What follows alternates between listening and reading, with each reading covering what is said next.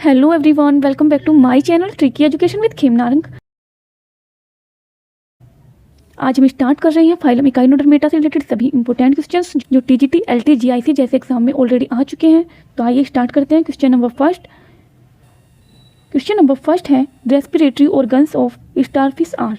सितारा मछली का सबसन अंग है। तो इसका आंसर होगा डी, पेपुली।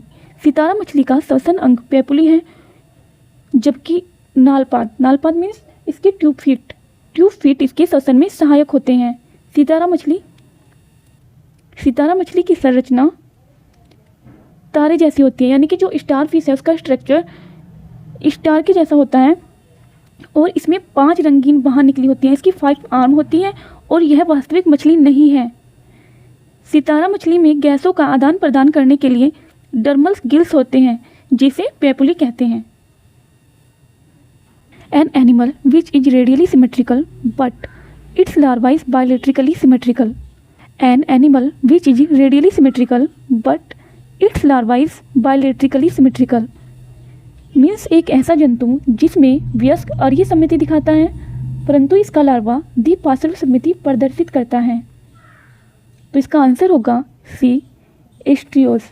एस्ट्रियोस means starfish.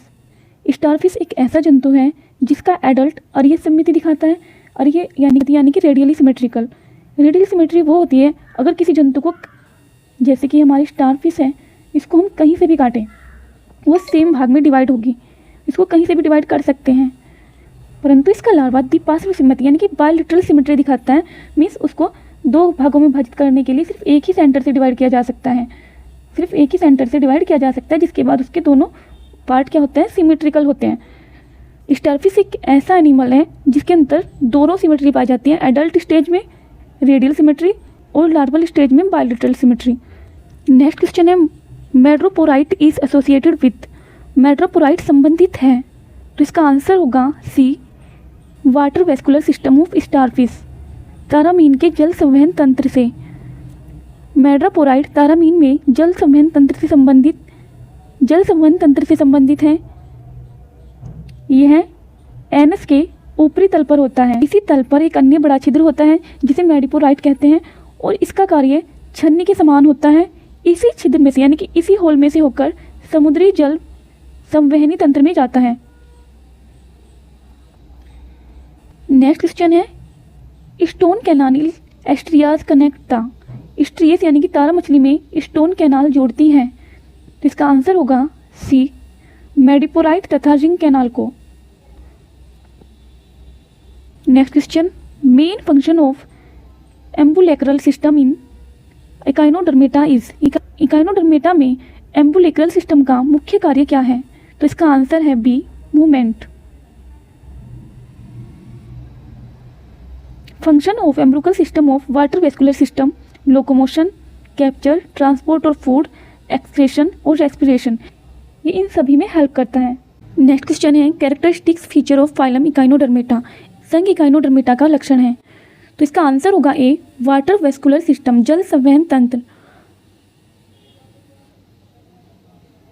इसके अलावा बी, हीमल सिस्टम भी फाइलम इकाइनोडर्मेटा में पाया जाता है, तो इसका आंसर इसलिए हो जाएगा सी, बोथ ऑफ द अबव, उपरोक्त दोनों।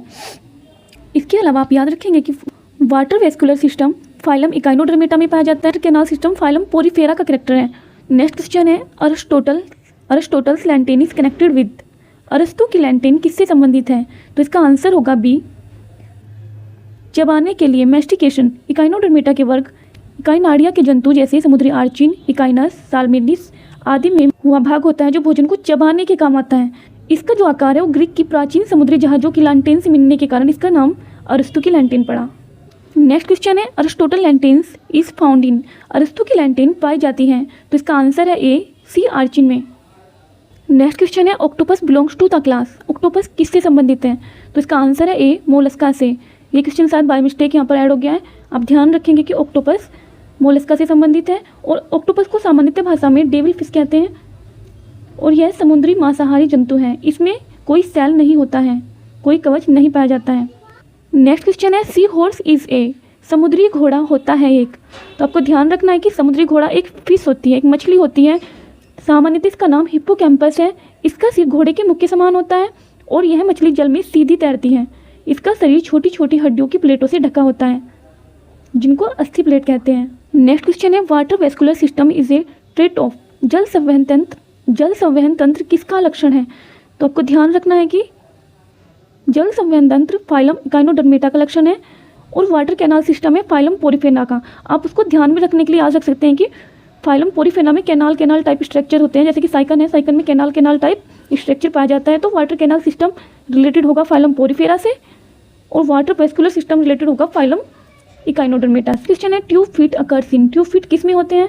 तो आपको ध्यान रखना है कि ट्यूब फीट स्टारफिश में होते हैं। आपको याद रखना है कि स्टारफिश में छोटे छोटे खोखले व संकुचनशील नाल पाद यानी कि ट्यूब फीट्स पाए जाते हैं जिनकी दो दो कतारें होती हैं। ये गमन यानी कि मूवमेंट करने के लिए, भोजन ग्रहण और रेस्पिरेशन यानी कि श्वसन में सहायक होते हैं।